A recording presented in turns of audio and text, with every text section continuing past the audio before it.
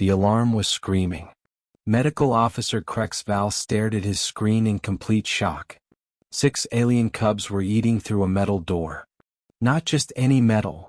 This was military-grade tritanium that could survive a nuclear blast. These cubs were chewing through it like candy to reach Sarah Chen, the human maintenance worker locked in quarantine. Their teeth should have shattered. Instead, the door was melting. Their saliva was dissolving metal that nothing in the galaxy could break. And they'd already eaten through 18 inches in 4 hours. Just one thing before we begin. YouTube tells me 99.3% of you watching aren't subscribed. Subscribing is free. It really supports the channel and you'll get more amazing HFY sci-fi stories delivered straight to you. Don't miss out. Sarah Chen had no idea what was happening outside her quarantine room. She was just sitting there, fixing an air filter, humming to herself. She'd been exposed to a harmless space flu that only affected humans, so the station locked her in for 48 hours as standard protocol. It was boring but necessary. "I'm totally fine in here," she called out through the intercom. "Tell my little troublemakers I'll see them in 2 days. Make sure someone feeds them their dinner." The 6 Vorthak cubs outside her door whined louder. These weren't cute earth puppies. Each cub was the size of a German shepherd, with razor-sharp claws and teeth designed to tear through prey.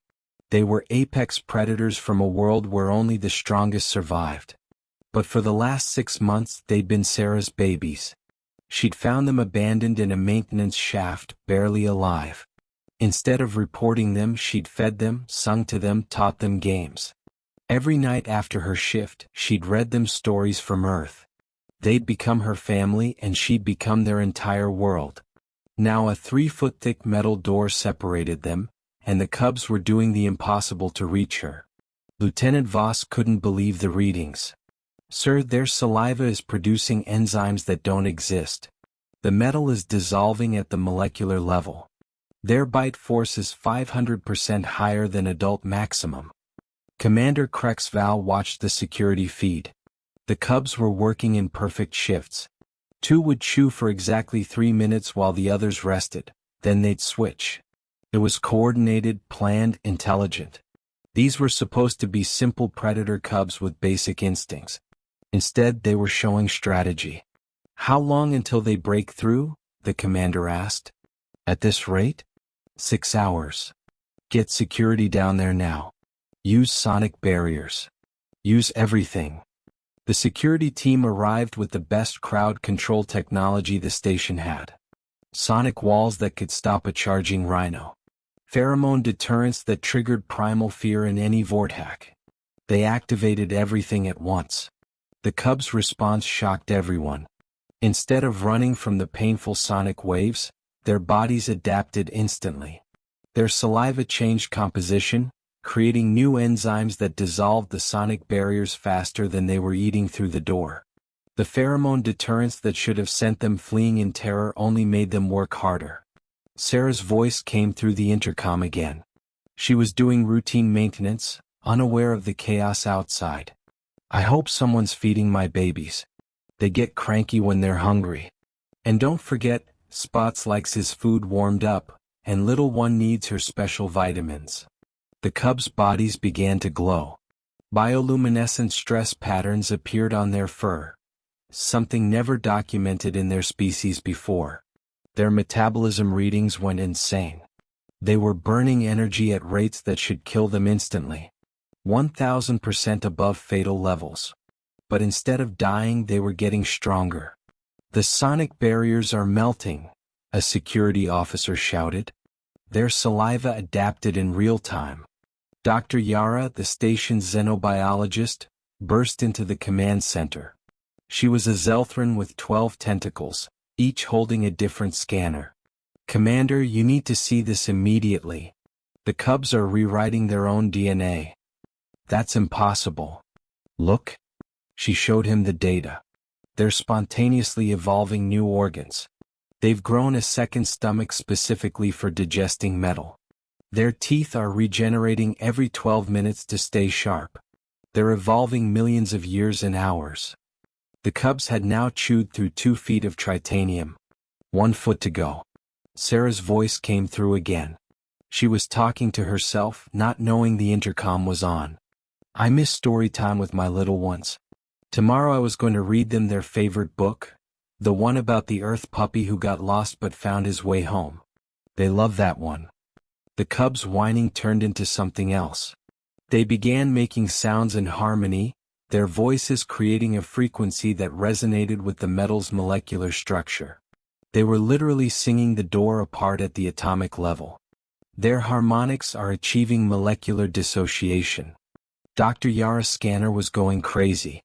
This violates every law of physics. The commander tried everything. Electromagnetic fields only magnetized the cubs to the door for better grip. Cooling systems to slow them down triggered hibernation-breaking hormones instead. When they tried sedation gas, the cubs' pack bond strengthened, allowing them to share consciousness. If one fell unconscious, the others would continue for them. Each intervention is making them stronger, Dr. Yara observed. They're not just adapting, they're choosing to evolve based on obstacles. Love is literally rewriting their biology. Then the station's deep-range sensors detected something worse. 12 adult Vorthak were approaching fast. The cubs' parents had sensed their distress. Pack Alpha Rasthor and his mate Velexay arrived expecting to find their cubs in mortal danger. Vorthak parents weren't known for affection. They raised cubs to be strong, independent, and vicious. Weakness meant death on their world. But what they found changed everything. Their cubs didn't even look up when they arrived. The adults roared, demanding attention, but the cubs kept chewing. Nothing existed for them except the door and reaching Sarah. They don't even see us, Velexay said in shock. Nothing exists for them but reaching the human. The adults could see the readings. Their cubs were dying and growing stronger at the same time. Their bodies were destroying themselves and rebuilding simultaneously. All for a human. Station Commander Holt initiated Omega Protocol. We have 2 hours until the Galactic Quarantine Authority arrives. If they find a breach in progress, they'll terminate everyone involved, including the human. Sarah's voice came through again, cheerful and unaware. I'm saving your favorite treats for when I get out. We'll have that picnic I promised. I found some earth grass seeds and I planted a little patch in Storage Bay 7. You're going to love rolling in real grass. The cubs' consumption rate doubled. They were now eating through the metal so fast that molten drops were falling from their mouths, but they didn't even notice the pain. Then something unprecedented happened. The adult Vorthak moved forward and placed their paws on their cubs' backs. Not to stop them, but to help them. Pack Alpha Rasthor's eyes met the commander's. The one who makes them whole must be reached, he said simply. We understand now. We help. The adults began producing their own metal-dissolving saliva. In millions of years of evolution, adult Vorthak had never developed this ability. But watching their cubs, feeling their desperation, the adults evolved it in minutes. The entire pack was now chewing through the door together. Pack Alpha, your cubs are perfect, Dr. Yara said in awe. They're achieving the impossible through pure will. 4 hours to breach, 2 hours to authority arrival, Commander Holt announced. This is going to be close. The Galactic Quarantine Authority ship docked with military precision. Enforcer Zeknul stepped out in full hazmat armor. He'd terminated hundreds of contamination breaches. He never hesitated. Protocol was protocol. He entered Quarantine Wing Delta expecting chaos. What he found stopped him cold. The cubs had broken through to the inner seal. 1 inch of metal left. Their small bodies were shaking with exhaustion. Their paws were bloody. Some of their teeth had finally broken. But their eyes blazed with determination that could have powered stars. And then Sarah opened the door from inside. She'd heard them crying. She'd heard their desperate whines and ignored every protocol, overriding the lock from her side. The door swung open and 6 cubs launched themselves at her, piling on top of her in desperate relief. Their bodies immediately began healing from the impossible exertion. Sarah was crying and laughing at the same time. I knew you'd find a way. You always do, my clever little troublemakers. This is a contamination breach. Enforcer Zeknol raised his termination weapon. Everyone stand down immediately. But Dr. Yara jumped between them with her scanner. Enforcer, wait. Look at this data. The readings were incredible. The pathogen Sarah had been quarantined for was completely gone. The cub's transformed saliva hadn't just dissolved metal. It had created antibodies that destroyed the virus. Their impossible evolution had cured her. The cubs looked up at the enforcer. And then they did something that had never happened in their species' history. They spoke. Sarah, Mom's safe now, the biggest cub said in broken galactic standard. We fix. We protect. Always. Sarah wasn't even surprised. She just hugged them tighter. Family doesn't let walls stop them, she said simply. I knew you'd come for me. Just like I'd come for you. The enforcer lowered his weapon. His own scanner confirmed it. The breach had solved the problem. The cubs had evolved millions of years in 6 hours, developed impossible abilities, and cured a virus, all because they loved a human who loved them back. We're not witnessing contamination, he said slowly. We're witnessing evolution through love. The adult Vorthak were crying. Their species didn't have tear ducts, but they were developing them in real time, inspired by their cub's transformation. Across the station, every parent who heard the story felt something change inside them.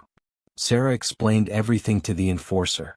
How she'd found the cubs 6 months ago, abandoned and dying. How she'd fed them from her own lunch every day until they were strong. How she sang them to sleep, taught them games, read them stories. They're not specimens to me, she said. They're my kids. And kids need love. That's all. Just love. The news spread across the galaxy in hours. Emergency sessions were called on 12 worlds. Other species were reporting similar incidents, their young performing impossible acts when separated from humans they'd bonded with. Sarah was called before the Galactic Council. She stood there in her maintenance coveralls, still covered in cub fur and metal shavings, and told them the truth. I didn't do anything special. I just loved them. I treated them like I'd want to be treated if I was scared and alone. That's all any of us wants, someone who won't give up on us. The cubs demonstrated their new abilities. They could still eat through metal, but now they could control it. They were helping repair damaged systems by eating broken parts and secreting perfectly formed replacements. Their evolution wasn't just about destruction, it was about creation. We eat metal when scared, the smallest cub explained, her speech already improving. Now we fix metal when calm. Sarah, Mom taught us control. The council voted unanimously. New laws were created immediately. The emotional bond protocols would override standard quarantine procedures when bonded pairs were involved. Never again would love be ignored as a medical factor. Sarah was offered jobs across the galaxy. Universities wanted her to teach. Governments wanted her as an advisor. She turned them all down. I'm happy being a maintenance worker and mom to these troublemakers. That's all I ever wanted. The cubs created something called the Interspecies Bond Brigade. They traveled to other stations, teaching separated pairs how to maintain connection even through barriers. They showed others that love could find a way without destruction. Statistics came in from across the galaxy. Bonded pairs had 400% higher survival rates in medical emergencies. When emotional bonds were maintained during treatment, recovery increased by 600%. 3 months later, Quarantine Wing Delta had been completely transformed. It was now the Emotional Bond Medical Center. Sarah was the chief bond specialist, but she kept her maintenance job too. Fixing machines and fixing hearts aren't that different, she explained. Both need patience and care. The original 6 cubs had grown. They were teenagers now, helping design new quarantine rooms with removable walls. They understood that sometimes separation was necessary, but connection had to be maintained. They'd invented a communication system using their metallic saliva. They could write messages on walls that could be read from both sides. No one in quarantine would ever feel alone again. The cubs had prevented 3 breach attempts in the past month, teaching other young ones their patience techniques. They showed them how to stay connected without destroying property. We teach, if must be apart, stay connected, they explained. No more eating doors needed. 1 year later, there was a ceremony at the preserved door. The teeth marks had been sealed in crystal, proof that love could overcome any barrier. Beings came from across the galaxy to see it, to touch it, to understand that love was stronger than any wall. Sarah stood with her cubs, now young adults who had helped redesign quarantine protocols on 50 different systems. They were receiving the Galactic Unity Award when a new emergency came in. Young Zelnak cubs were trying to breach a door to reach their human. Without hesitation, Sarah's cubs responded. They taught the youngsters how to stay calm, how to communicate through the barrier, how to trust that reunion would come. They showed them that love didn't require destruction. The cubs taught me as much as I taught them, Sarah said in her acceptance speech. They taught me that love always finds a way. The cubs created a memorial plaque that read, "Where love exists, no barrier stands." They placed it on the preserved door and it became a pilgrimage site. Parents brought their young to see it. Scientists studied it. Lovers separated by distance came to touch it. Sarah returned to her maintenance work, her cubs helping with tools they once would have eaten. They worked in perfect harmony, proving that family wasn't about species or biology. It was about choosing to love so fiercely that even the impossible became possible. The new protocols had prevented thousands of unnecessary separations. The Bond Brigade had helped even more. The metal-eating evolution had been studied but never replicated, because it wasn't about the biology. It was about the bond. Years passed. Sarah trained new generations of cubs. Some were Vorthak, some were other species. All of them learned the same lesson. Love doesn't recognize barriers. When asked to write her story, Sarah always said the same thing. It's simple. They loved me enough to eat through an impossible door. I love them enough to open it from my side. That's all anyone needs to know about family. The cubs, now with cubs of their own, added one more line to the memorial. Sarah Mom taught us, family is whoever refuses to let walls divide them. Every quarantine center in the galaxy now had emotional assessments. Separation was no longer the default.